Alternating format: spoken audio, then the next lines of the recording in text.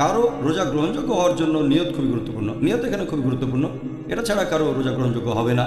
যখন তারাবির নামাজ পড়ব, আমাদের অনেকেই খুব তাড়াতাড়ি করে নামাজ পড়ে, কারণ আমরা কোরআন খতম দিতে চাই। আমাদের অনেকে তারাবির নামাজ পড়ে 100 মাইল স্পিডে একেবারে। খণ্ড নাম্বার 1, হাদিস নাম্বার 450। আমাদের নবী মুহাম্মদ সাল্লাল্লাহু আলাইহি ওয়াসাল্লাম বলেছেন যে 5 ওয়াক্ত নামাজের মধ্যবর্তী সময়টা 2 জুম্মা এবং 1 রমজান থেকে আরেক রমজান, এই সময়টাতে তোমাদের গুনাহ ক্ষমা করা হবে। আজকের এই ভিডিওটিতে ডাক্তার জাকির নায়ক রমজান সম্পর্কে বেশ কিছু গুরুত্বপূর্ণ আলোচনা করেছেন, যা জানা আমাদের প্রত্যেকের প্রয়োজন। জানতে হলে ভিডিওটি শেষ পর্যন্ত দেখুন। ঠিক কোন কারণে রমজান মাসকে ক্ষমা প্রার্থনা বা তওবা করার মাস বলা হয়, আর এটা বলা হয় কেন? হ্যাঁ, এই ব্যাপারে আমি আগেও বলেছি যে আমাদের নবী মুহাম্মদ সাল্লাল্লাহু আলাইহি ওয়াসাল্লাম বলেছেন, এটা একটা সহিহ হাদিস আছে সহিহ বুখারীতে, খণ্ড নম্বর 3, বুক অফ ফাস্টিং, হাদিস নম্বর 1901।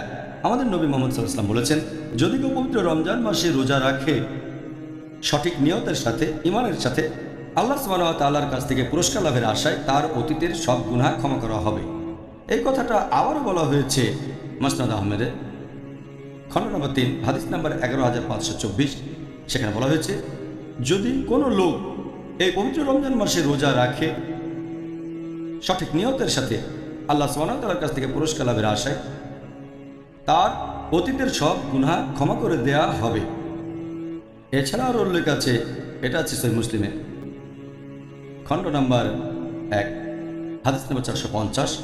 আমাদের নবী মুহাম্মদ সাল্লাল্লাহু আলাইহি ওয়াসাল্লাম বলেছেন যে 5 ওয়াক্ত নামাজের মধ্যবর্তী সময়টা 2 জুম্মা এবং 1 রমজান থেকে আরেক রমজান, এই সময়টাতে তোমাদের গুনাহ ক্ষমা করা হবে।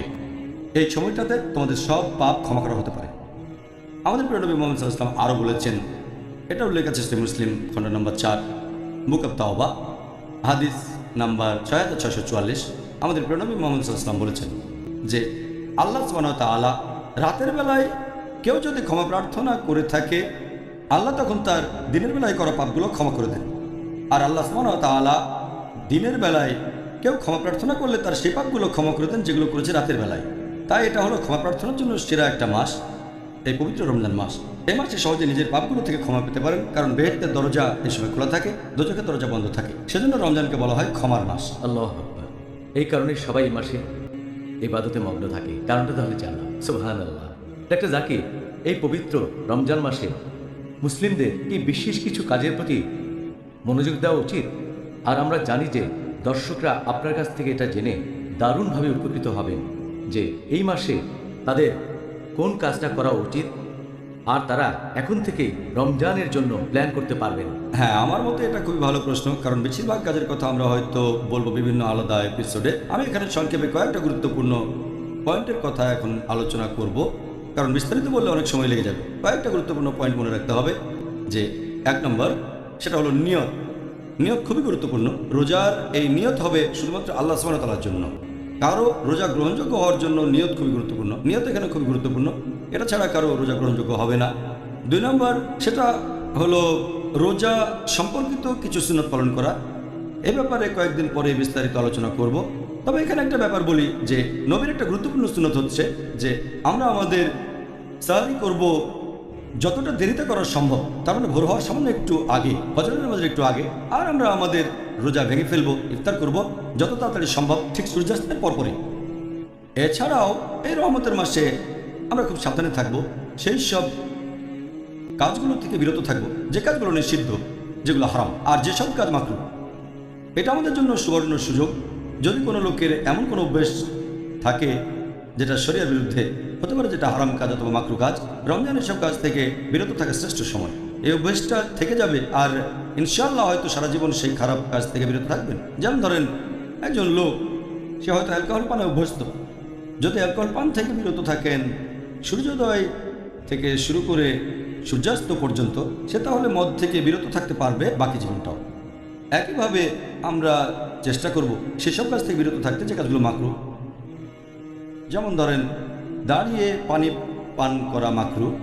যদি এমন অভ্যাস থাকে তাহলে একটু চেষ্টা করবেন যেন রমজান মাসে আপনি বসে পানি পান করবেন। এটা আমাদের নবীর সুন্নত। তাহলে আপনারা এই মাসে বিভিন্ন রকম হারাম কাজ থেকে বিরত থাকতে পারেন, যে কাজটা হয়তো আপনি করতেন, অথবা কোনো মাকরুহ কাজ। এছাড়াও এই পবিত্র রমজান মাসে আপনি আমাদের নবী মোহাম্মদ সাল্লাল্লাহু আলাইহি ওয়াসাল্লামের বিভিন্ন সুন্নত প্রয়োগ করতে পারেন আপনার দৈনন্দিন জীবনে। যেমন ধরেন, হয়তো দাড়ি রাখলেন, অনেক মুসলিম দাড়ি রাখে না। এটা সুন্দর মাস যখন নবীর সুন্নতগুলো মেনে চলতে পারেন। এটা খুবই সুন্দর মাস। এ সময়ে আপনারা চেষ্টা করবেন নামাজ আদায় করার জন্য। শুধুমাত্র 5 ওয়াক্তের নামাজ নয়, এগুলো তো ফরজ, এছাড়াও বেশি করে নফল আর সুন্নত পড়ার চেষ্টা করে যাবেন। যদি জামাতে নামাজ পড়ার অভ্যেস না থাকে তাহলে জামাতে নামাজ পড়বেন, আর যত বেশি সম্ভব মসজিদে যান নামাজের জন্য। এই মাসে আপনারা চেষ্টা করবেন যেন তারাবি মিস না করেন। অনেকে মনে করে, আর কথাও সত্য যে এটা সুন্নত, তবে অনেকে মনে করে যেহেতু এটা সুন্নত তাই মিস করা যেতে পারে। তারাবি খুবই গুরুত্বপূর্ণ একটা সুন্নত, যদিও এটা ফরজ না, তারপরও মুসলিমদের এটা করা উচিত যে যতখানি সম্ভব তারা তারাবির নামাজ পড়বে, কারণ এখানে অনেক রহমত। তাহলে তারাবি অনেক গুরুত্বপূর্ণ, মুসলিমদের এটা মিস করা উচিত না।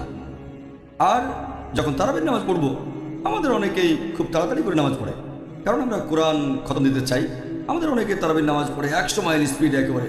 আমরা তারাবির নামাজ পড়ব ধৈর্যের সাথে, মাঝারি গতির সাথে, যাতে লোকজন বুঝতে পারে আল্লাহ আমাদের কি আদেশ দিয়েছেন। আর যদি সময় থাকে, যদি সম্ভব হয়, আমাদের ইতেকাফ করা উচিত শেষ 10 দিন। আর ইতেকাফের সময় আমরা মানুষজনের সাথে বেশি মেলামেশা করবো না। অনেকে ইতেকাফের সময় মানুষের সাথে মেলামেশা করে থাকে, এতে করে ইতেকাফের উদ্দেশ্যটা পূর্ণ হয় না। এছাড়াও আমরা এই মাসে বেশি করে দোয়া করব, বেশি করে প্রার্থনা করব। এটা হলো দোয়া করার মাস।